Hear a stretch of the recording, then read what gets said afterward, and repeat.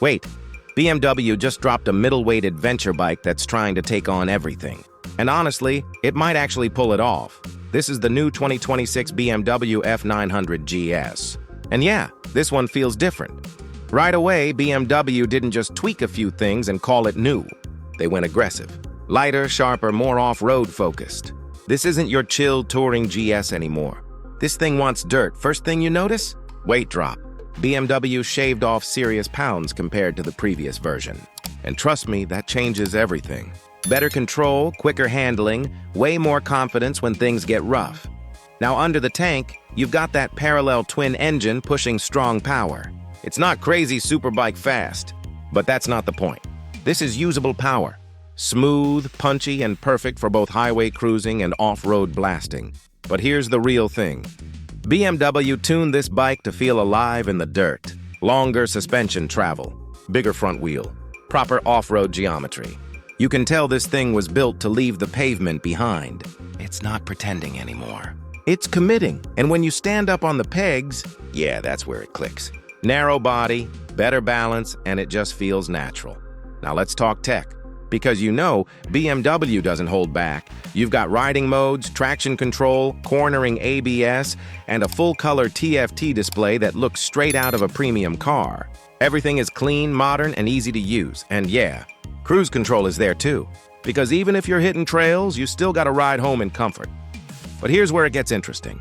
BMW is clearly targeting riders who want one bike to do it all.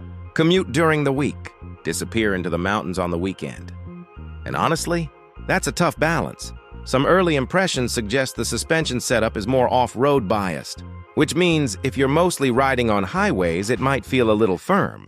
Not uncomfortable, just more ready for action than lazy cruising. And let's be real, that's exactly what some riders want. Now design. This thing looks mean. Slimmer front, aggressive stance, and that signature GS vibe is still there. Just more focused, more athletic. It doesn't look like a beginner bike anymore. It looks like it's ready to chase bigger machines. And yeah, if you're enjoying this breakdown so far, hit that like button and subscribe. Because we're dropping real bike content like this all the time. Back to the bike. There's also talk about optional packages. And you already know BMW loves those. Quick shifter, heated grips, advanced ride modes.